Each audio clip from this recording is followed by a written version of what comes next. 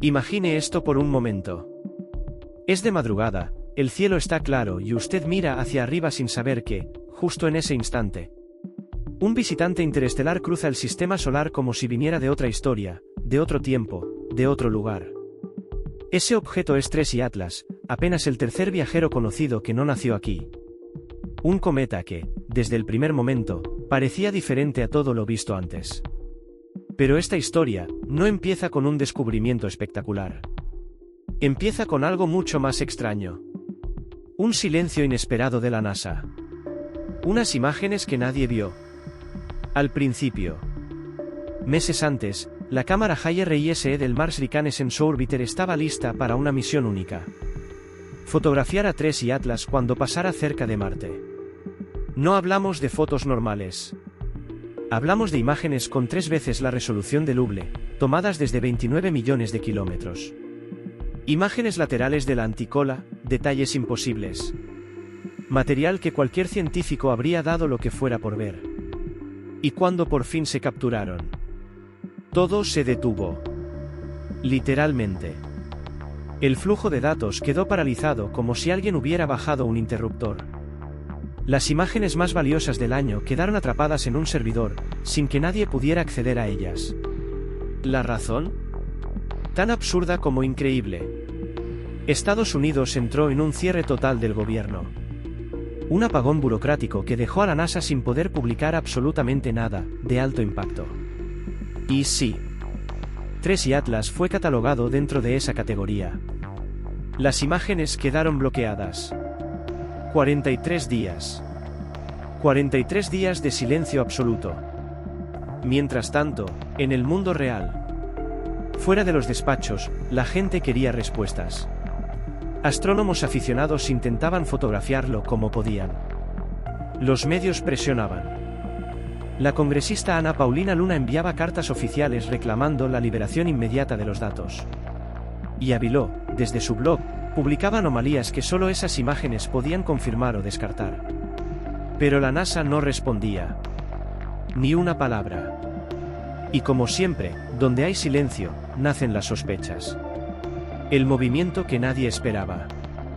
Mientras la NASA mantenía la boca cerrada, otro actor entró en escena, China.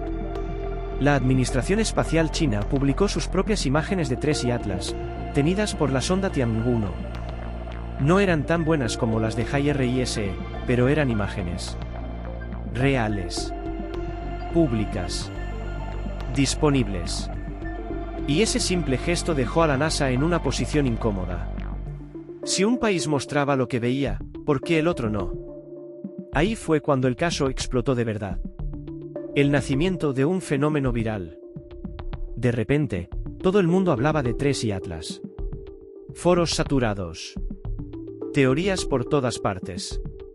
TikToks, directos, vídeos explicando las colas, la anticola y las anomalías. Hasta celebridades que jamás habían mencionado un cometa preguntaban por él en redes sociales. Era el cometa del momento. La historia que no dejaba dormir a científicos, aficionados y curiosos. Todo por unas imágenes retenidas. Imágenes que, por un simple tecnicismo político, terminaron siendo el combustible perfecto para la mayor bola de nieve astronómica de los últimos años. Y así, casi sin darnos cuenta, Tracy Atlas pasó de ser un cometa lejano a convertirse en el visitante más polémico de nuestra era. El silencio fue solo el primer aviso. Mientras el mundo discutía si la NASA estaba ocultando algo, Tracy Atlas seguía avanzando por el sistema solar. Y cuanto más se observaba, más extraño se volvía. Porque lo más inquietante no fue el silencio. Fue lo que las primeras imágenes, las públicas, sí mostraban. Un comportamiento que rompía los manuales. Desde el momento en que los astrónomos empezaron a estudiarlo, hubo algo que no cuadraba. Un cometa, normal, suele mostrar 2 colas. Una de iones. Y otra de polvo. Ambas apuntan en direcciones previsibles. La de polvo hacia atrás. La iónica empujada por el viento solar. Pero Atlas, no. Atlas tenía una anticola tan marcada que parecía apuntar directo hacia el Sol. como si se negara a comportarse como cualquier otro cometa. Y eso era solo el prólogo del caos. Los primeros en ver la señal. Mientras las imágenes de JRISE seguían retenidas, los que realmente estaban captando las primeras pistas eran los aficionados. Astrónomos de patio trasero, con telescopios modestos, empezaron a notar que la cola cambiaba. De una noche a otra. Una cola que crecía, se estiraba, se retorcía. Una anticola más grande de lo que debía ser. Múltiples corrientes saliendo en direcciones que ningún modelo estándar podía justificar. Los primeros en alarmarse no fueron los científicos profesionales. Fueron los que miraban el cielo desde su jardín. La evidencia que no podía esperar. Para aquellos que estudiaban cometas, las imágenes eran un rompecabezas. Chorros que se mantenían rectos cuando deberían curvarse. Estructuras múltiples como si el núcleo tuviera motores expulsando material. Y una actividad que, en vez de disminuir después del perihelio, iba a más. Eso es completamente contrario a lo que debería pasar. Un cometa, normal, brilla más al acercarse al Sol. Después del perihelio pierde actividad, pierde coma, pierde todo. Pero Atlas parecía hacer lo opuesto. Como si algo en su interior se estuviera activando justo cuando debía apagarse. Retardo térmico. O algo más. Los científicos más conservadores tenían una explicación tranquila. Quizá el calor del Sol tardó más en llegar a las capas internas del núcleo. Una especie de retraso natural. Un efecto plausible. Pero otros empezaron a incomodarse. La actividad era demasiado intensa. Demasiado sostenida. Demasiado específica en dirección e intensidad. Avi Loeb, sí, el mismo que más tarde entraría en guerra abierta con Light, dijo algo que muchos preferían no escuchar. Las anomalías individuales pueden explicarse. Pero todas juntas comienzan a sonar a otra cosa. Era la primera vez que alguien serio insinuaba que quizá no todo era natural. El público entra en escena. Lo más curioso es que esta vez la discusión no quedó limitada a los científicos. La gente común, los que jamás habían visto un cometa, empezó a aprender términos como anticola, chorros, actividad postperihelio. La historia se volvió viral. Y cada noche, miles de aficionados trataban de captarlo desde sus cámaras. Apilando fotos, compartiendo resultados. Alimentando la teoría de que Atlas no era un cometa cualquiera. Las redes, los foros y los directos se llenaban de preguntas. ¿Por qué su cola crece cuando debería encoger? ¿Por qué tiene chorros en direcciones imposibles? ¿Por qué su anticola es tan grande? ¿Por qué parece volverse más activo cuanto más se aleja del Sol? Y lo más importante, ¿por qué no se veía nada parecido desde la era de los grandes cometas? El misterio empezaba a tomar forma. Cada nueva observación traía una nueva pregunta. Y cada pregunta hacía que el caso se volviera más extraño. Para muchos, TRES y Atlas estaba empezando a comportarse como si hubiera algo más que simple hielo sublimándose. Otros seguían defendiéndolo como un cometa inusual, pero natural. Lo único seguro en ese momento era esto. Atlas no encajaba en los modelos tradicionales. Y cuanto más se alejaba del Sol, más anómalo se volvía. A medida que pasaban los días, el comportamiento de TRES y Atlas dejó de ser raro. Y comenzó a ser abiertamente desconcertante. Porque una cosa es que un cometa tenga una anticola. Otra, que esa anticola crezca, se alargue, cambie de forma. Y aparezcan estructuras que ningún modelo sencillo podía prever. Lo que estaba a punto de verse en el cielo iba a dividir para siempre a la comunidad científica. Las imágenes que encendieron todas las alarmas. Los astrofotógrafos más persistentes comenzaron a captar algo sorprendente. La cola de TRES y Atlas no era una cola. Eran varias. 5 chorros distintos. Cada uno apuntando hacia una dirección diferente. Como una fuente espacial expulsando material desde distintos ángulos. Para algunos era hermoso. Para otros, inquietante. Pero para los expertos, era algo más. Un verdadero problema científico. Esto no es normal, ni cerca. Los cometas pueden tener varios chorros, sí. Ocurre cuando hay zonas activas en el núcleo que liberan gas y polvo. Pero hay algo clave que aquí no cuadraba. La rotación. Si el núcleo gira, y Atlas lo hacía cada 16 horas, los chorros deberían verse curvados. Como las gotas de un aspersor al girar. Pero no. En Atlas los chorros eran rectos, muy definidos. Como si alguien los estuviera corrigiendo constantemente. Y eso no es algo que la naturaleza haga con facilidad. El comportamiento más extraño, la actividad creciente. Otra anomalía que mantenía a todo el mundo desconcertado era su actividad postperihelio. Un cometa, después de pasar por el Sol, pierde energía. Su actividad se reduce. La coma se contrae. Las colas se debilitan. Atlas hizo exactamente lo contrario. Cada día, su cola estaba más grande. Más compleja. Más rica en estructuras internas. Era como si se estuviera encendiendo, poco a poco. En lugar de apagarse. Esa tendencia no encajaba en ningún manual. Intentos de explicación que no terminaban de cuadrar. Los científicos propusieron varias hipótesis. Actividad retardada. El calor del perihelio tardó en llegar a capas profundas del hielo, liberando energía más tarde. Geometría de observación. Quizás siempre fue así, y simplemente no lo habíamos visto bien antes. Reacciones químicas internas. Cambios de fase, procesos exotérmicos, algo inusual pero natural. ¿El problema? Cada una explicaba una parte. Pero ninguna explicaba el conjunto. Y ahí fue cuando surgió la hipótesis que muchos preferían evitar. ¿Y si estos chorros no eran solo gas sublimándose? ¿Y si eran impulsos de algo más? Unos cuantos científicos se atrevieron a mencionarlo. Los chorros parecían tener un patrón. Como si fueran pulsos.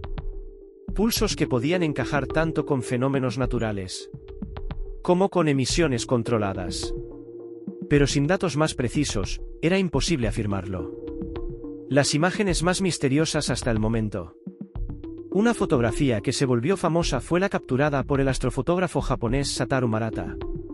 En ella se veían la cola principal, una anticola puntiaguda totalmente inusual, y varias corrientes adicionales en ángulos extraños. Todo eso, en el mismo encuadre que la galaxia NGC 4691. Un recordatorio de lo pequeño que es el cometa. Y lo enorme que es el misterio. Pero lo que más impactó fue esto. Los chorros parecían actuar de forma independiente. Como si cada uno respondiera a su propia lógica. Y eso abrió la puerta a interpretaciones que hasta entonces parecían prohibidas. Y aunque no ayudaba a resolver el misterio, era bello. A pesar de la confusión, había algo que nadie podía negar. 3 y Atlas era precioso. Un objeto extraño, asimétrico, impredecible. Pero visualmente espectacular. Las imágenes despertaban fascinación y temor a partes iguales. Ese tipo de belleza que te deja sin saber si estás ante un fenómeno natural o algo completamente distinto. Y mientras el cometa seguía complicándose, el público seguía mirando. La curiosidad era imparable. Porque si esto era natural, el universo era más extraño de lo que creíamos. Y si no era natural, entonces estábamos ante la historia del siglo. Para este punto, la comunidad científica ya estaba oficialmente dividida. Algunos defendían que 3 y Atlas era simplemente un cometa raro. Otros decían abiertamente que había algo que no encajaba. Y el público ya estaba totalmente enganchado. Pero lo que vino después no hizo más que aumentar la confusión. Porque no solo la cola crecía. No solo los chorros parecían comportarse por su cuenta. Había algo más, algo que sorprendió tanto a expertos como a aficionados. El tono verde que comenzaba a rodear al cometa. Un brillo verde que contaba una historia. Varias fotografías capturadas por aficionados mostraban un resplandor verde alrededor de Atlas. Para muchos, esto fue señal de alarma. Pero para quienes conocen los cometas, ese color tenía un significado muy concreto. El verde suele venir del carbono diatómico, C, moléculas que brillan cuando la luz ultravioleta del Sol las excita. Hasta ahí, nada extraordinario. Muchos cometas lo muestran. Pero lo extraño no era el color en sí.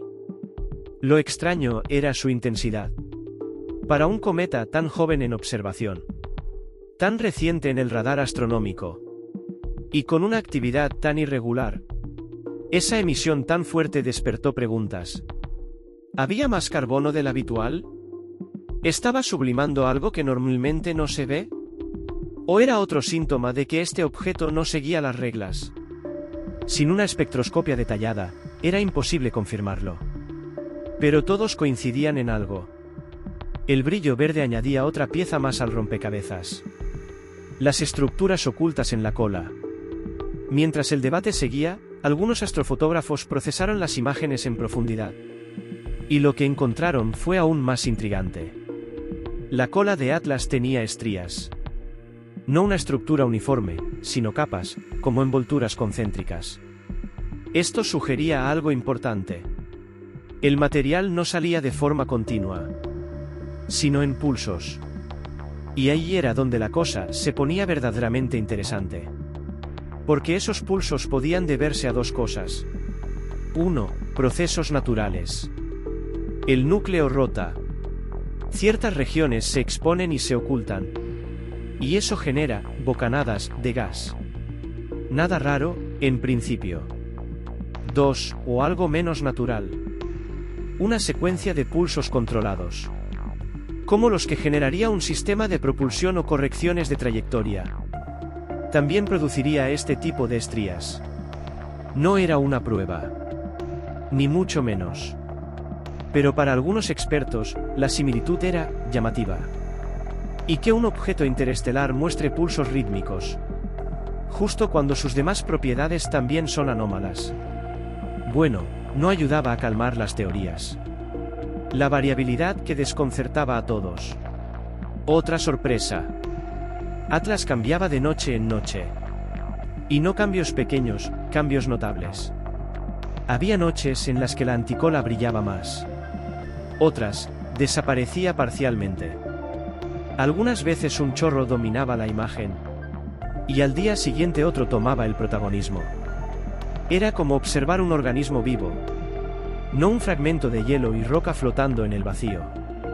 Esta variabilidad podía tener explicaciones naturales, sí. El viento solar, la orientación del núcleo. E incluso pequeñas tormentas geomagnéticas. ¿Pero la magnitud de los cambios? Esa parte sí desconcertaba a los expertos. Porque parecía que Atlas respondía a algo. A condiciones, a estímulos, a fuerzas externas o internas. Pero respondía de una manera inusualmente dinámica para un cometa. La belleza no resolvía el misterio. Había un consenso global. El objeto era hermoso. La cola estirada sobre el fondo de las estrellas. Los chorros divergentes. Las capas superpuestas como pliegues de luz. El resplandor verde envolviéndolo. Todo parecía sacado de una ilustración de ciencia ficción. Pero esa belleza no aclaraba nada. Al contrario, confundía aún más. Porque la pregunta ya no era: ¿qué está pasando con TRES y Atlas? La pregunta empezaba a ser: ¿de verdad esto es solo un cometa? Y mientras tanto, la ventana de observación seguía mejorando. Cada día que pasaba, la Tierra tenía una vista un poco más clara. Lo que vendría después, en los días previos al máximo acercamiento, haría que el misterio pasara de fascinante a potencialmente histórico. Mientras los grandes observatorios competían por unas pocas horas de tiempo para apuntar sus telescopios hacia TRES y Atlas, algo completamente inesperado empezó a suceder en segundo plano. Algo que ningún científico profesional vio venir. Los aficionados estaban capturando al visitante interestelar mejor de lo que muchos creían posible. Y no estábamos hablando de telescopios enormes ni cámaras especializadas.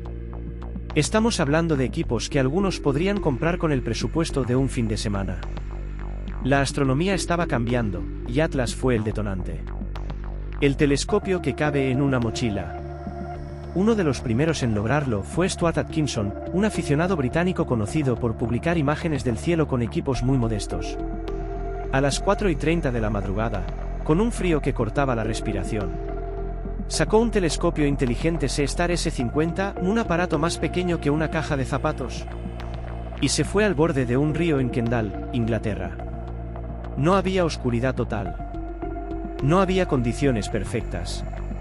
Había contaminación lumínica, una luna brillante y un cometa muy bajo en el horizonte. Es decir, todo en contra. Pero aún así, lo intentó. Falló varias veces. Corrigió el enfoque. Ajustó el encuadre. Cubrió el telescopio con una chaqueta para bloquear luces cercanas. Y, de pronto, apareció una mancha tenue, casi imperceptible, pero con la forma inconfundible de un cometa interestelar. No era una foto perfecta. No iba a ganar concursos. Pero era real. Y lo había captado desde una ciudad, con un telescopio de consumo, apuntando a un objeto que venía de otra estrella. Eso era nuevo. Completamente nuevo. La prueba de que cualquiera podía ser parte de la historia. A partir de esa publicación, algo explotó. Otros aficionados empezaron a lograrlo también. Personas sin experiencia previa en astronomía, sin conocimientos técnicos, solo con curiosidad. Y un telescopio inteligente que hacía el trabajo complicado. Lo extraordinario no era la calidad de las imágenes. Lo extraordinario era lo que significaban.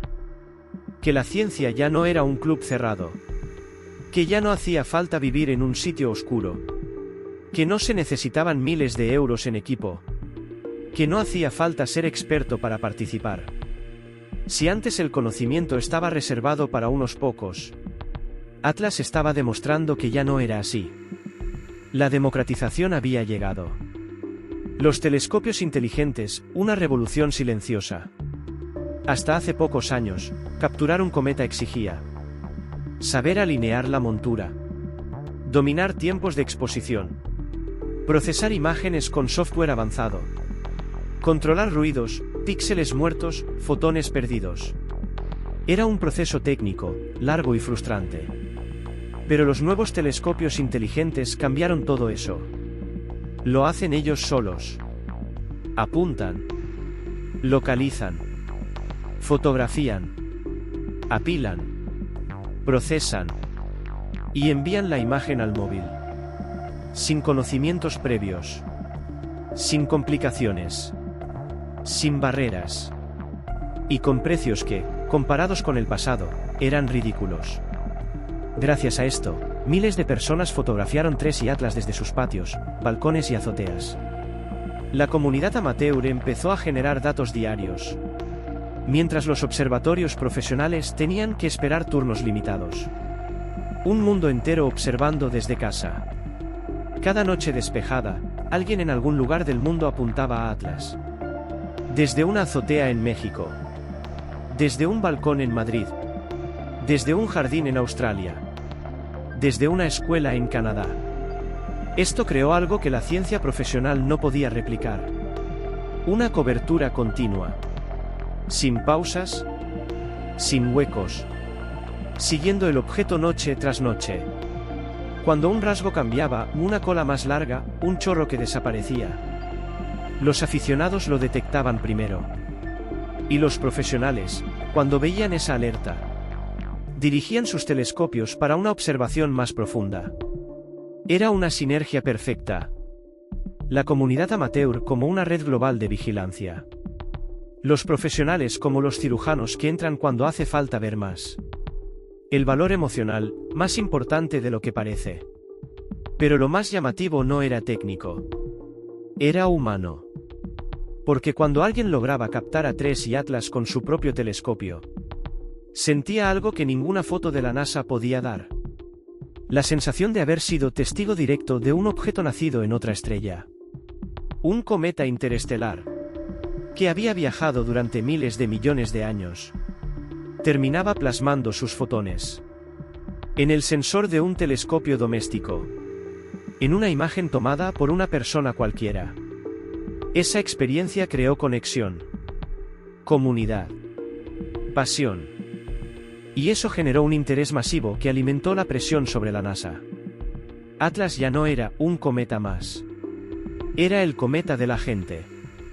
Un símbolo de lo que sucede cuando la ciencia escapa de los laboratorios y cae directamente en manos del público.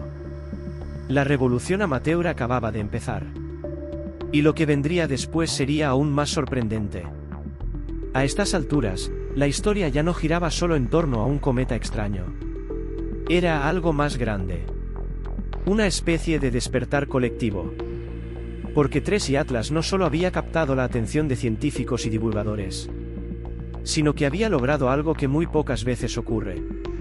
Había unido a miles de personas anónimas en una misma misión, observarlo. Y esa comunidad, dispersa por todo el mundo, terminaría aportando algo que ni los observatorios profesionales podían igualar. El efecto multiplicador, más ojos, más datos. Antes de Atlas, los grandes proyectos astronómicos eran casi siempre cosa de instituciones, universidades, agencias espaciales o equipos altamente especializados. Pero ahora no. Ahora había literalmente una legión de observadores trabajando sin coordinarse entre sí, pero aportando piezas cruciales al mismo rompecabezas. Cada uno desde su casa. Cada uno con su propio equipo. Cada uno desde un punto diferente del planeta. Y lo más fascinante, la ciencia profesional empezó a usar esos datos. Porque eran valiosos. Muy valiosos. Una ventaja que los profesionales no tienen. Los telescopios profesionales tienen tiempo muy limitado. Las observaciones se programan con meses de antelación. Y deben competir con otros objetivos igual de importantes.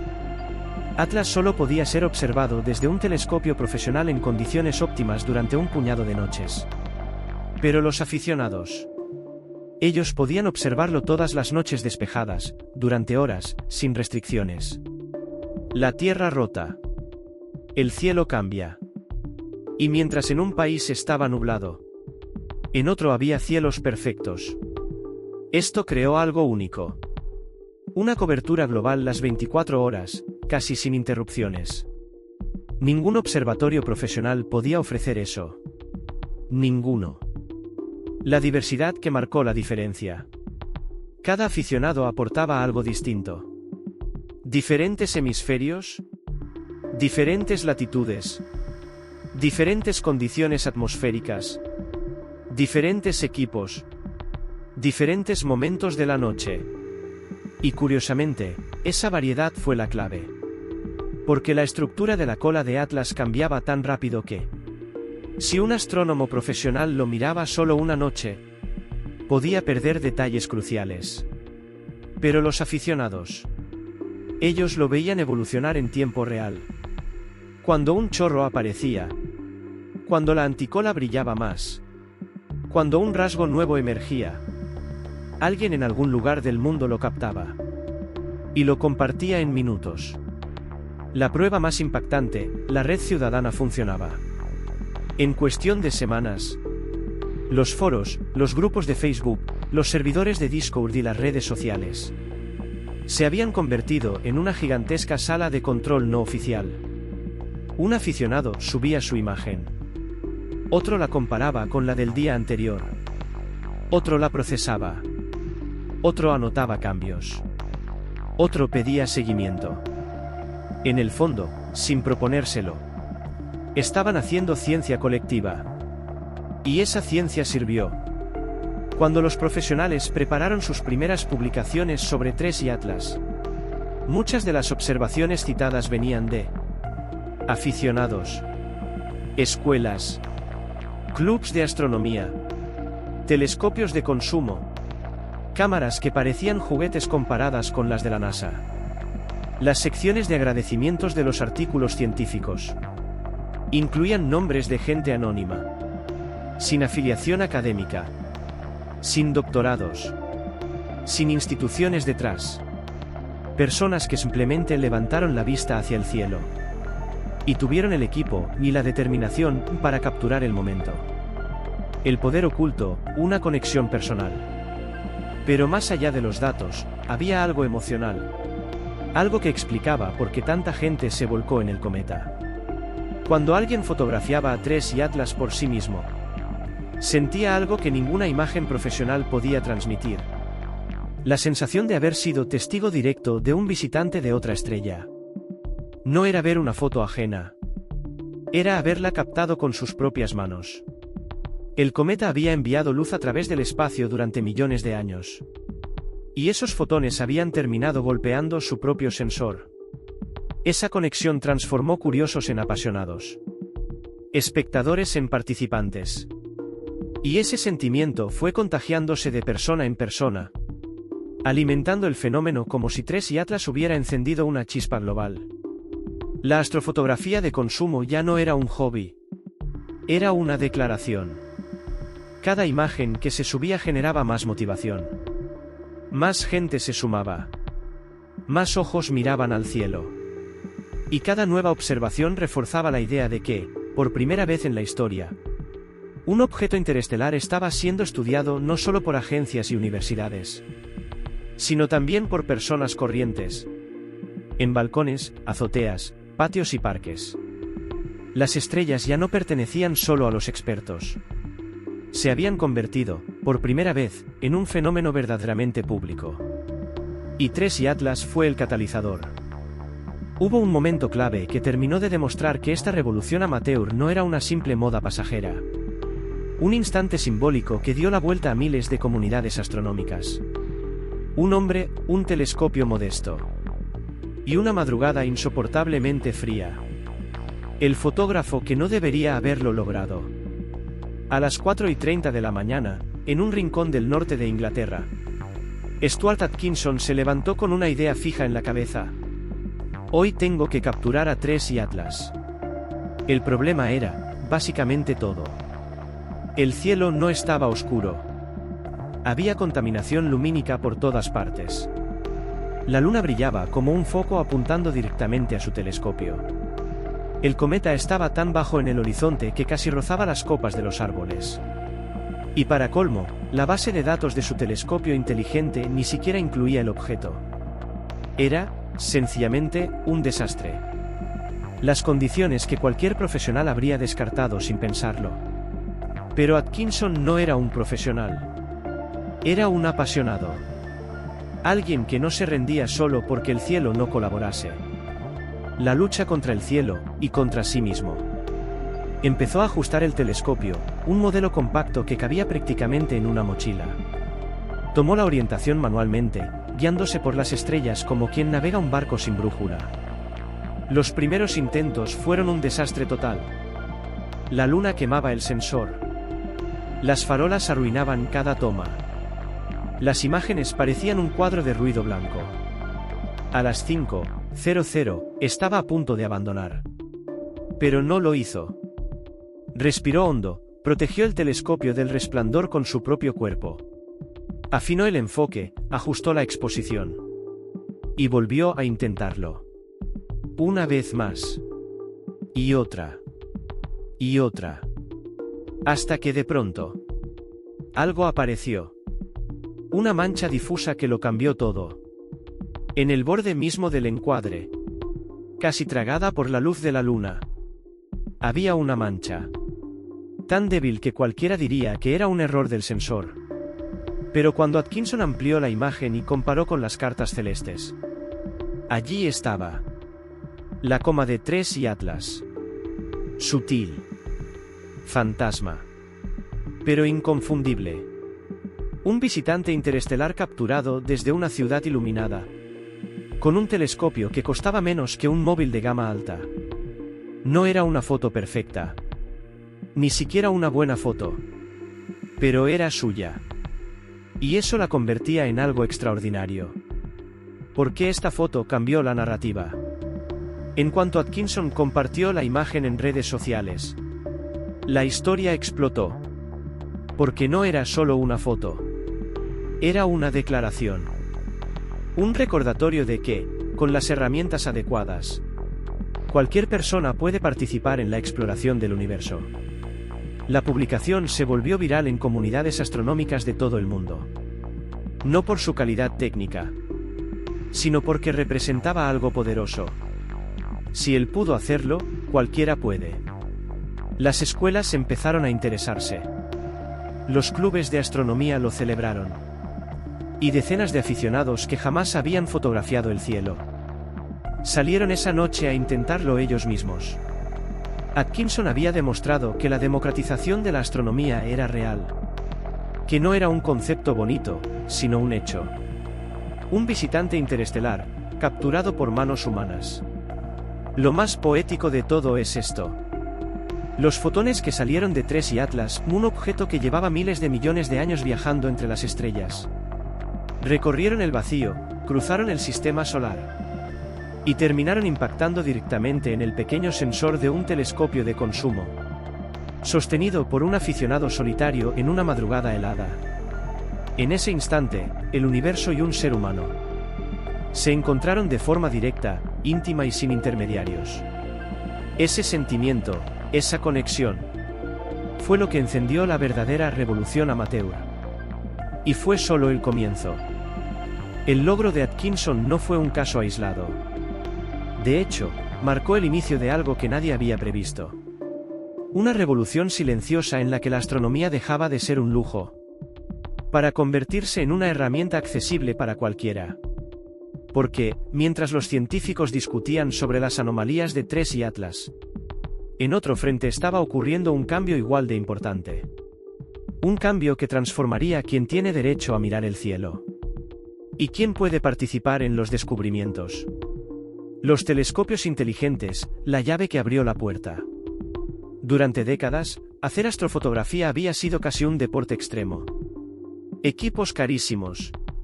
Monturas pesadas. Cables por todas partes. Alineación polar. Software complicado. Horas y horas de procesado. En resumen, no era para cualquiera. Pero todo eso cambió cuando aparecieron los llamados telescopios inteligentes. Pequeñas cajas de tecnología que se orientan solas. Apilan imágenes automáticamente. Procesan todo dentro del propio sistema. Y muestran el resultado directamente en el teléfono. Sin cables. Sin configuraciones imposibles. Sin experiencia previa. Solo pulsar un botón. Era como si la astronomía hubiera sido desbloqueada para el resto del mundo.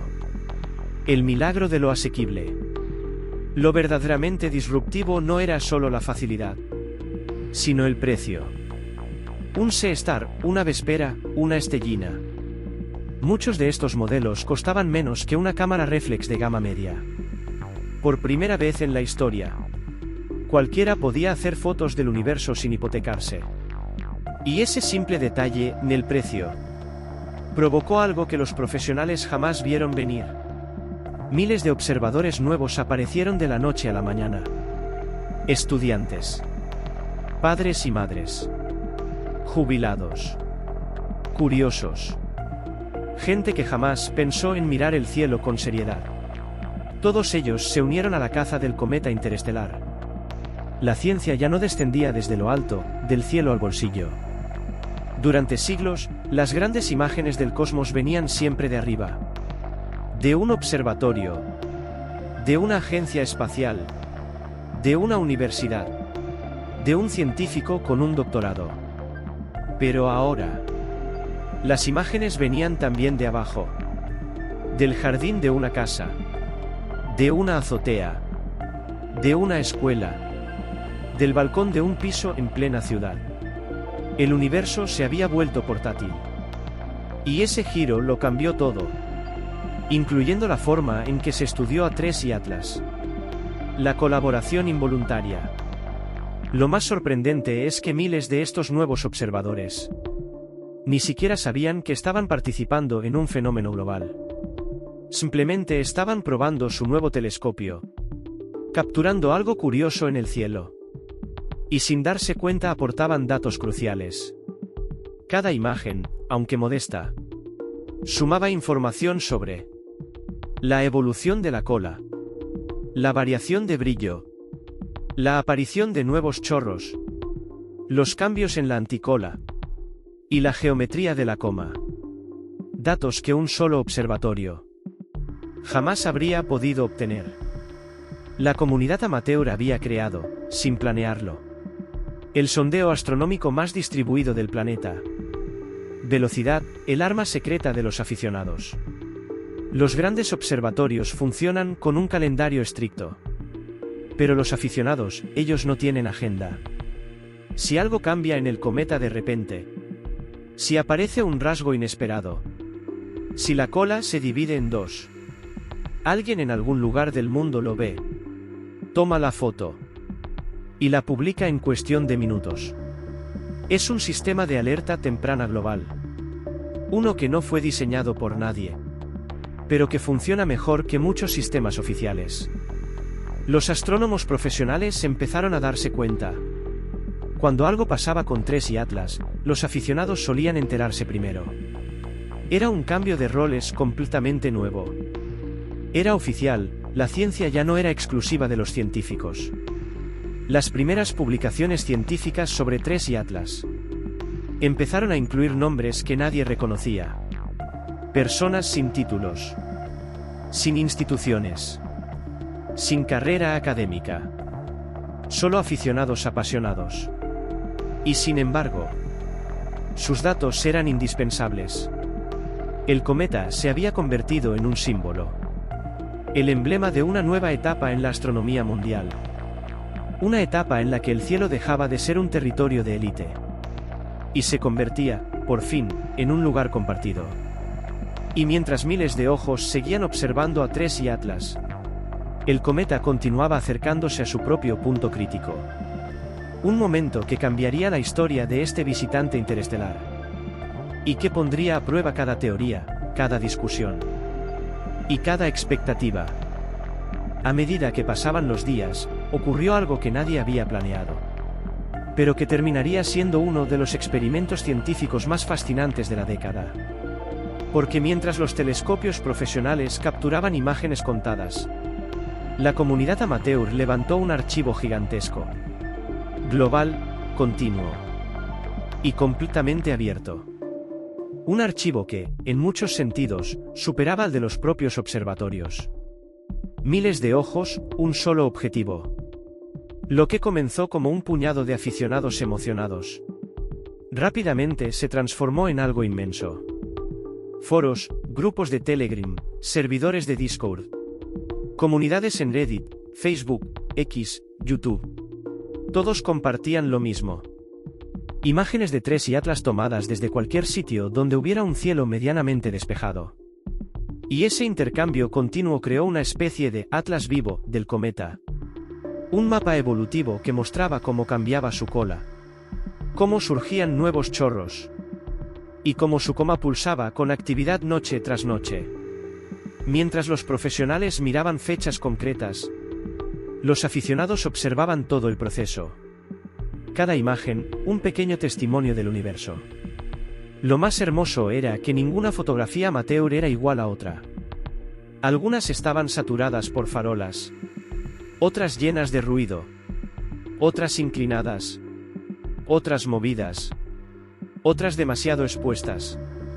Y aún así, juntas formaban un mosaico perfecto. Como si cada persona hubiera aportado una pieza única.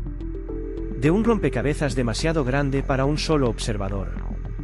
Ese conjunto de imágenes permitió estudiar la velocidad de expansión de la cola, el crecimiento de la anticola, la aparición de chorros intermitentes, la forma en que variaba el brillo en cuestión de horas, y los efectos del viento solar sobre su estructura. Datos que ningún telescopio profesional podría obtener a ese ritmo. No hacía falta un laboratorio, solo estar en el momento adecuado. Algunos de los nombres que terminaron en artículos científicos eran estudiantes de instituto, Otros eran jubilados. Otros simplemente curiosos que habían comprado un telescopio inteligente la semana anterior. Gente que jamás imaginó contribuir a la astronomía mundial. Y sin embargo, ahí estaban sus nombres, junto a investigadores con doctorados y décadas de experiencia. Porque capturar un objeto interestelar no depende de un diploma. Depende de estar ahí cuando el cielo decide abrirse. Uno de esos estudiantes llegó a registrar un cambio repentino en la estructura de la cola a las 3:12 de la madrugada. Los observatorios profesionales no observaron ese evento. Pero él sí. Su imagen permitió confirmar una variación súbita, relacionada con una ráfaga de viento solar. Un descubrimiento real, firmado por un chico de 16 años con un telescopio portátil. La conexión emocional que lo cambió todo. Cada persona que capturaba a Tracy Atlas descubría un fenómeno que los científicos conocen muy bien, pero que pocas veces se extiende al público. Cuando tú mismo capturas la luz de un objeto, te pertenece de algún modo. Es una conexión casi íntima. Los fotones que habían viajado durante millones de años atravesaron la oscuridad del espacio, para terminar impactando en un sensor sostenido por tus propias manos. No era una imagen impersonal de una agencia espacial. Era tu imagen. Y esa sensación despertó algo que llevaba años dormido. Una pasión colectiva por mirar el cielo. La gente empezó a sentir que formaba parte de la historia. Y tenían razón. Lo eran. Las escuelas entran en escena. La democratización de la astronomía llegó incluso a las aulas. Profesores que jamás se habían atrevido a sacar un telescopio al patio, de pronto tenían herramientas que lo hacían fácil, rápido y seguro. Un K-Star guardado en un armario podía convertirse, en cuestión de minutos, en la ventana más poderosa hacia un visitante interestelar. Los estudiantes tomaban imágenes, las compartían, y muchas de ellas terminaban analizadas por verdaderos astrónomos en laboratorios profesionales. Por primera vez, chicos y chicas que jamás habían visto un cielo oscuro en su vida estaban participando directamente en un fenómeno cósmico real. No era teoría. No era un libro. Era historia viva. Y en el corazón de esta revolución, Tracy Atlas seguía moviéndose. Mientras todo esto ocurría, mientras miles de fotos circulaban por internet, como un río imparable de datos y entusiasmo, el cometa seguía su viaje. Cada día un poco más cerca. Cada día un poco más brillante. Cada día un poco más desconcertante. Como si él mismo supiera que estaba siendo observado por más personas de las que cualquier cometa había atraído jamás. Y lo mejor o lo peor, estaba a punto de llegar. Porque el máximo acercamiento a la Tierra ya se encontraba en el horizonte del calendario. Y con él, la posibilidad de responder por fin a las preguntas que miles de personas llevaban meses haciéndose. Con el paso de los días, algo empezó a sentirse en el ambiente. Un murmullo. Una especie de ansiedad colectiva que no venía de la prensa, ni de la NASA, ni de los científicos, sino del propio público. Miles de personas, aficionados, astrónomos, estudiantes, curiosos, sabían que se acercaba la fecha. Un único día marcado en rojo en miles de calendarios alrededor del mundo. 19 de diciembre. El momento en que Tracy Atlas estaría más cerca de la Tierra, de lo que jamás estaría en toda nuestra existencia. El silencio antes del gran vistazo. En los observatorios profesionales, las noches se volvieron frenéticas. Equipos enteros revisaban listas, calibraban instrumentos, asignaban tiempos de telescopio y ajustaban planes de observación que no podían fallar. Era la última oportunidad. Si ese día el clima se nublaba, si un imprevisto obligaba a cancelar observaciones, si el objeto resultaba más tenue de lo esperado, no habría segunda oportunidad. Los astrofísicos lo sabían. Los amateurs también. Y todo el mundo estaba preparado para este encuentro. Un cometa que no se comportaba como un cometa. La expectación no venía solo de lo espectacular de la aproximación. Venía de un detalle que muy pocos ignoraban. TRES y Atlas estaba rompiendo demasiadas reglas. Mientras se alejaba del Sol, brillaba más. Mientras debería haber perdido actividad, ganaba chorros, cola y complejidad. Sus patrones no eran estables. No eran predecibles. Y no encajaban en los modelos convencionales. Así que, para muchos científicos, el 19 de diciembre no era una fecha más. Era la oportunidad de comprobar si el cometa estaba desafiando la física, o si simplemente había estado tomando a todos por sorpresa. Los amateurs afinan sus armas tecnológicas. Mientras tanto, la comunidad amateur se preparaba como si fuera una misión espacial conjunta. En grupos de redes sociales se compartían mapas detallados del cielo, horarios exactos, ajustes recomendados para telescopios inteligentes, tiempos de exposición, filtros ideales para captar la cola, y guías para principiantes que querían participar por primera vez. Nunca antes un fenómeno astronómico había sido tan accesible, ni tan colaborativo.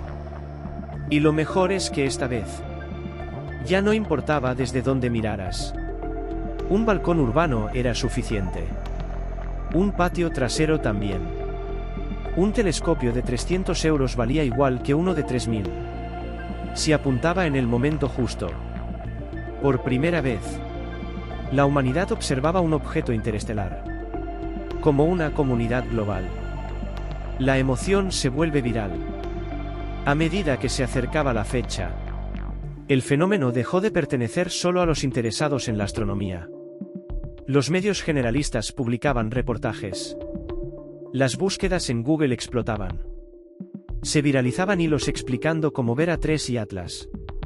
Y la cifra de gente conectada a la historia crecía cada día. Desde niños pequeños hasta personas mayores. Todos querían saber qué era exactamente este objeto. Que venía desde otro sistema estelar. Y que, solo por unas horas, estaría tan cerca como jamás volvería a estar. Era el equivalente cósmico a cruzarte con un viajero milenario. Que pasa rozando tu puerta. Antes de perderse para siempre en la oscuridad. ¿Qué se esperaba realmente del 19 de diciembre? Los científicos tenían una lista de preguntas que llevaban meses queriendo responder. ¿La velocidad de los chorros era compatible con procesos naturales?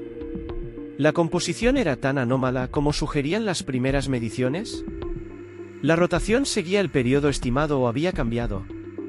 ¿La anticola tenía una estructura explicable o no? ¿Había más chorros ocultos esperando ser revelados? Pero había una pregunta más.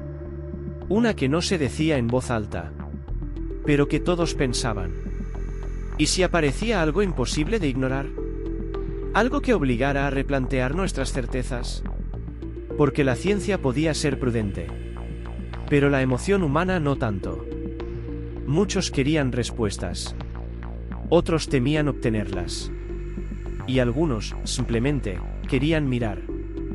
El cielo se convierte en escenario. Llegada la semana del máximo acercamiento, la expectación era casi palpable. Los telescopios estaban listos. Los ojos también. Las dudas y las teorías bullían en el ambiente. Y mientras tanto, TRES y Atlas seguía avanzando por la constelación de Leo, acercándose poco a poco a su punto más visible. El escenario estaba preparado. El público, expectante. La comunidad científica, tensa. Y el visitante interestelar. Indiferente, silencioso. Como si no supiera que el destino había decidido. Que toda la humanidad lo observaría ese día. Mientras el mundo se preparaba para el máximo acercamiento de TRES y Atlas. Otra historia, menos visible, pero igual de explosiva, estaba a punto de estallar. Una historia que no ocurría en los telescopios. Ni en los observatorios. sino en los despachos, los blogs y los egos de dos gigantes de la ciencia moderna. Porque mientras el cometa avanzaba, la comunidad científica se partió en dos. Y lo que estaba en juego no era solo la naturaleza del objeto, sino la forma en que hacemos ciencia. Dos hombres, dos visiones del universo. Por un lado estaba Jason Wright, un astrofísico respetado, metódico, conocido por estudiar tecnofirmas con rigor extremo. Un científico que, aunque fascinando por lo desconocido, cree firmemente en una regla inviolable. Las afirmaciones extraordinarias requieren pruebas extraordinarias. En la otra esquina estaba Avi Loeb, uno de los teóricos más influyentes de este siglo. Un provocador intelectual. Un explorador de ideas que no teme ir donde otros ni miran. Su postura era muy distinta. Si ignoramos las anomalías, jamás descubriremos nada nuevo. Dos filosofías que rara vez chocan frontalmente. Hasta que llegó TRES y Atlas. Wright rompe el silencio y la tregua científica. A comienzos de otoño, Wright publicó un artículo demoledor en su blog personal. Un texto que no revisaba ni comentaba, sino que desmontaba, una por una, todas las anomalías que Loeb había señalado sobre el cometa. El tono era quirúrgico, pero la intención era un golpe directo. Esto no es misterioso. Esto es física cometaria básica. Explicó que la trayectoria no era tan improbable, que la anticola era un fenómeno conocido, que la relación níquel/hierro podía estar mal medida, que la aceleración era totalmente normal para un cometa activo, y que los chorros persistentes podían explicarse con topografía irregular. Era, para muchos, el ataque más contundente que Loeb había recibido desde que empezó a proponer objetos artificiales en el espacio. Pero si Wright esperaba una defensa diplomática, se equivocaba. Loeb contraataca, con fuego. La respuesta de Loeb no llegó en forma de corrección técnica, sino en forma de crítica filosófica, y casi personal. Dijo que los científicos como Wright se comportaban como sistemas de inteligencia artificial, entrenados solo con datos de cometas. Es decir, si solo han estudiado cometas, todo lo ven como un cometa, aunque no lo sea. Una provocación calculada. Un desafío frontal a la cultura científica más conservadora. Loeb no atacaba las cifras, atacaba la mentalidad. Según él, el escepticismo excesivo no era una virtud, sino una barrera que impedía ver lo extraordinario. La pelea sale del laboratorio y entra en Internet. ¿Y entonces? Todo estalló.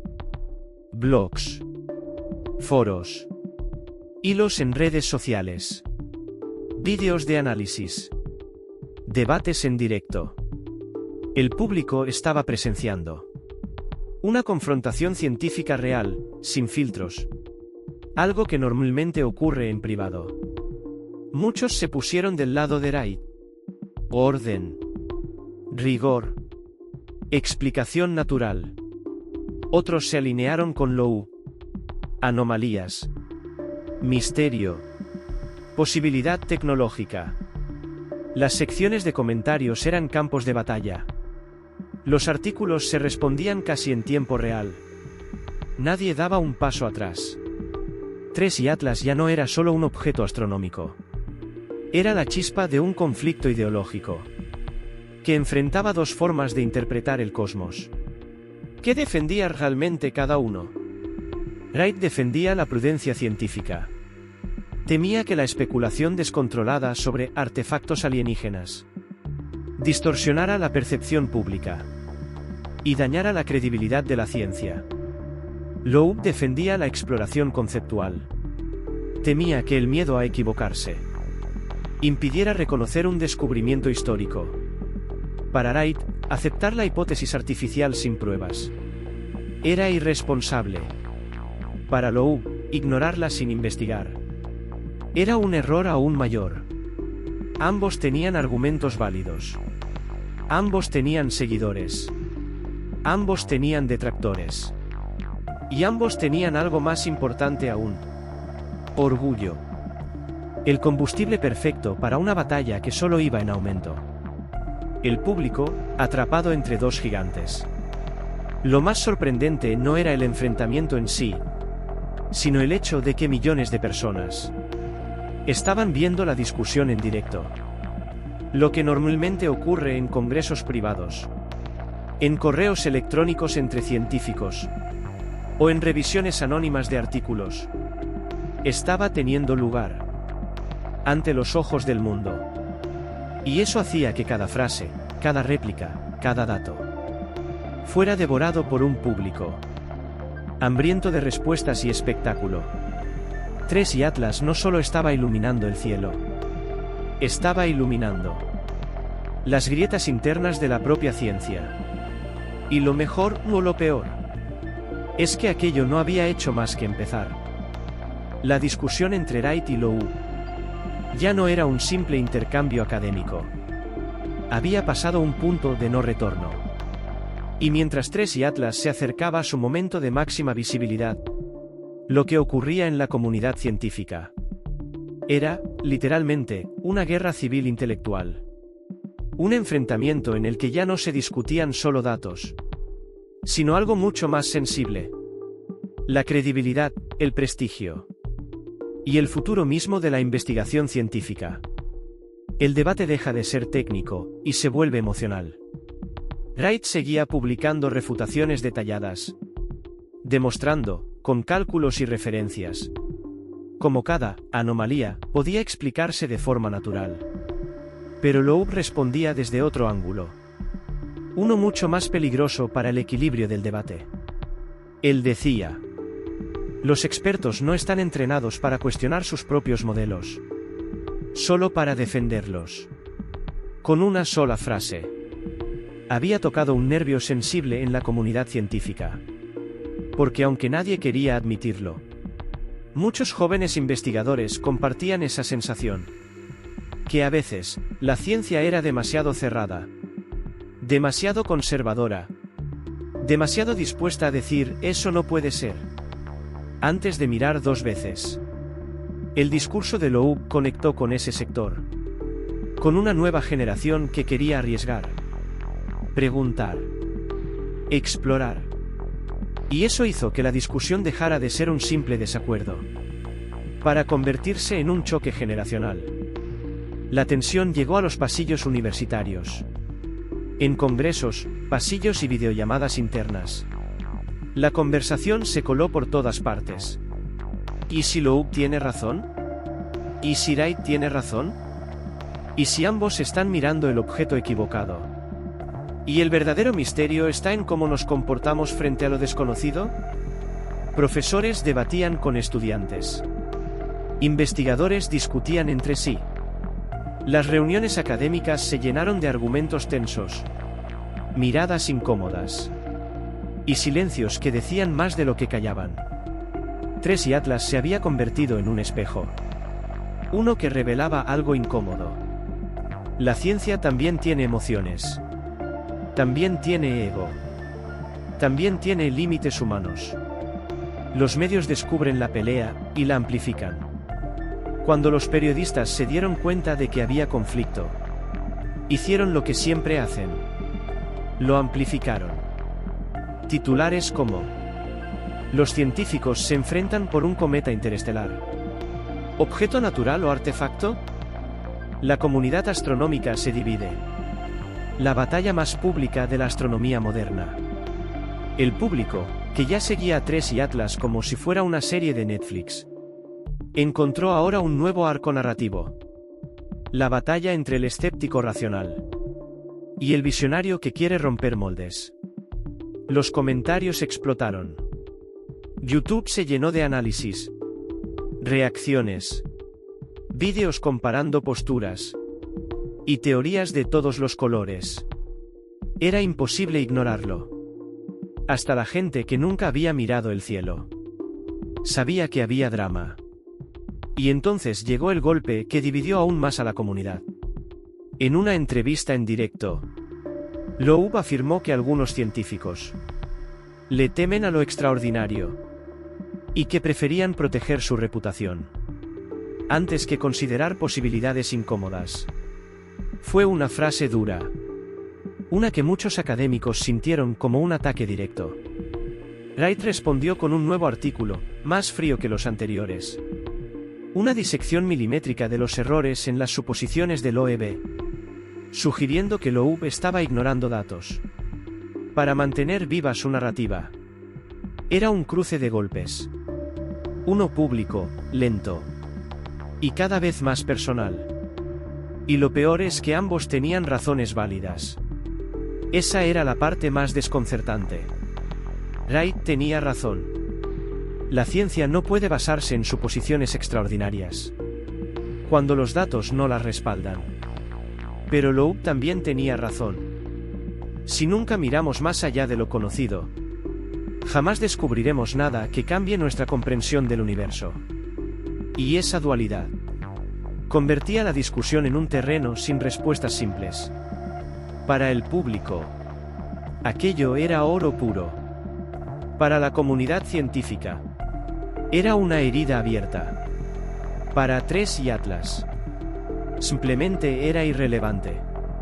El objeto seguía avanzando, sin interesarse por los conflictos humanos que había provocado.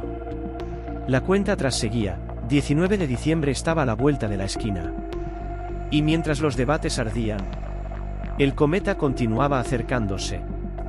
Día a día. Hora a hora. Todos sabían que el máximo acercamiento podía ofrecer respuestas. O podía abrir nuevas preguntas.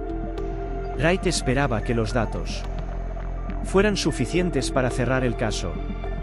Loeb esperaba que surgiera algo que mantuviera las anomalías vivas. Y el resto del mundo simplemente quería mirar.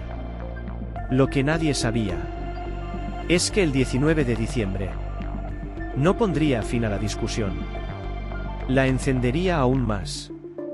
Y así, después de meses de observaciones, debates y tensiones, finalmente llegó el 19 de diciembre. La fecha que todos esperaban. El día del máximo acercamiento de TRES y Atlas a la Tierra. No habría segundas oportunidades. No habría repeticiones. Ese instante era único, irrepetible, definitivo. Las horas previas se sintieron como la calma tensa antes de un eclipse total. Un silencio extraño. Un aire cargado. Un sentimiento universal de que algo importante estaba a punto de suceder. El mundo entero se sincroniza. En los observatorios profesionales, los equipos trabajaban como si se tratara de una misión a Marte. Comandos revisando instrumentos. Ingenieros ajustando espectrógrafos. Astrónomos conectados en salas remotas. Y un calendario milimétrico que no permitía fallos. Para muchos, esa noche equivalía a un examen final. Años de experiencia. Meses de preparación. Y semanas de tensión conducían a un único punto en el tiempo. Y afuera, lejos de los observatorios, la verdadera revolución ocurría en balcones, terrazas y jardines. Telescopios inteligentes encendiéndose por todo el planeta. Padres despertando a sus hijos. Aficionados cruzando los dedos para que el cielo no se nublara. Escuelas abriendo sus patios. Gente que jamás había mirado el cielo, intentando ver, aunque fuera, una pequeña mancha en Leo. El mundo se había coordinado, sin necesidad de una orden oficial. Todos mirando al mismo punto del cielo. Todos por el mismo motivo. El visitante interestelar alcanza su punto más cercano. A las 3:14 UTC. TRES y Atlas alcanzó su distancia mínima a la Tierra. 170 millones de millas.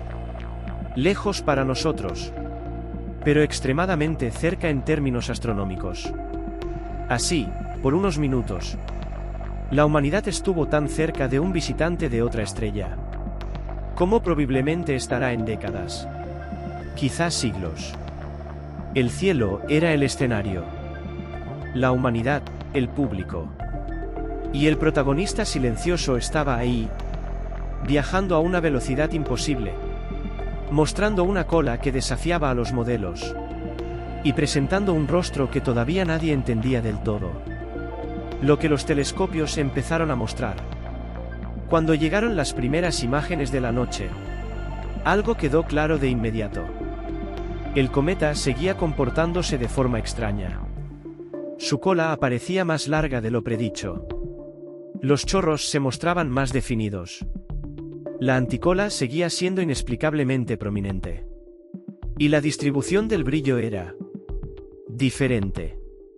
No estaba más tenue, como se esperaba en esta fase. Estaba ligeramente más brillante. Era sutil, pero suficiente para enviar a los equipos científicos a recalcular parámetros sobre la marcha. Mientras tanto, los aficionados inundaron las redes con fotos, captadas desde todos los rincones del planeta. Imágenes imperfectas, sí, pero increíblemente valiosas. Porque en ellas se veía lo que importaba.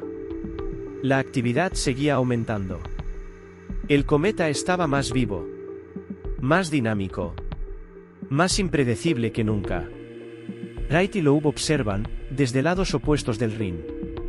Ambos estaban conectados a sus redes de observación. Ambos siguieron cada nueva imagen con obsesiva atención. Pero cada uno veía algo distinto. Para Wright, los datos parecían confirmar que Trace y Atlas seguía un comportamiento compatible con cometas naturales, aunque fuera inusual. Para Loeb, cada irregularidad era un recordatorio de que algo seguía sin encajar. Ambos tomaban notas. Ambos preparaban argumentos. Y ambos sabían que esta noche alimentaría la discusión durante años. Los amateurs se convierten en testigos directos. Las redes sociales explotaron. Fotos, vídeos, comparaciones en tiempo real, procesamientos improvisados. Gente emocionada por haber captado al objeto interestelar. Y lo que más sorprendía a todos era lo mismo. La complejidad de la cola aumentó justo durante el máximo acercamiento. Como si el objeto hubiera elegido ese día para mostrarse con su máxima expresión. La gente no podía creer que algo tan pequeño, tan lejano, tan desconocido, pudiera generar una estructura tan vasta, que parecía extenderse a través del cielo. Algo no estaba encajando. Cuanto más se analizaban las imágenes, más evidente se hacía. La actividad era demasiado intensa. Los patrones eran demasiado estables. Las velocidades aparentes parecían demasiado altas. Y las mediciones preliminares sugerían comportamientos poco comunes. Los observatorios comenzaron a comparar resultados. Los amateurs buscaban coincidencias. Las diferencias entre noches anteriores y esta noche eran demasiado marcadas. Algo había cambiado. Algo que nadie había previsto. La pregunta ahora no era si Trace y Atlas era natural o artificial. La pregunta era: ¿qué demonios estaba pasando en su interior para producir ese comportamiento? Y lo que se descubriría en las horas siguientes iba a dividir aún más a la comunidad científica y a encender aún más la discusión global. Las primeras horas después del máximo acercamiento fueron un torbellino. Los observatorios empezaron a enviar datos. Los telescopios amateur subían imágenes sin descanso. Y las redes se llenaban de gráficos, comparativas y especulaciones frenéticas. Parecía una carrera contrarreloj. Un intento desesperado por entender qué estaba ocurriendo. Antes de que Trace y Atlas siguiera su camino hacia la oscuridad. Porque aunque nadie quería admitirlo, todos sabían que esta era la última gran oportunidad para comprender la verdadera naturaleza del objeto. El análisis espectral llega primero y desconcierta a todos. Los espectrógrafos habían sido apuntados hacia Trace y Atlas durante horas. Cuando los expertos revisaron las primeras mediciones, la sala quedó en silencio. Algunos parámetros encajaban con un cometa natural, pero otros no tenían explicación inmediata. Las velocidades en los chorros parecían ligeramente superiores a lo predicho. La proporción de ciertos metales volátiles volvía a mostrar valores extraños. La distribución del gas no seguía el patrón esperado de un cometa común. Nada era lo suficientemente extremo como para gritar: "Esto es artificial", pero tampoco lo bastante normal como para descartarlo. Era el peor escenario posible para la comunidad científica. Ambigüedad pura. Exactamente lo que mantiene un debate abierto durante años. Las imágenes de alta resolución complican aún más el misterio. Cuando los telescopios más potentes procesaron sus capturas, los investigadores esperaban encontrar claridad. Pero fue al revés. La cola mostraba ondas internas, estructuras concéntricas, una especie de estrías rítmicas, cuyos intervalos parecían demasiado regulares para ser completamente aleatorios. Los modelos naturales podían explicarlas, pero solo estirando los parámetros al límite. Los modelos tecnológicos también podían explicarlas, pero sin pruebas claras de ingeniería. Era un empate perfecto. Uno que enfurecía a unos y emocionaba a otros. Las reacciones no tardaron en estallar. Wright publicó un análisis preliminar esa misma noche. Los datos son compatibles con procesos cometarios extremos. No hay nada que requiera tecnología.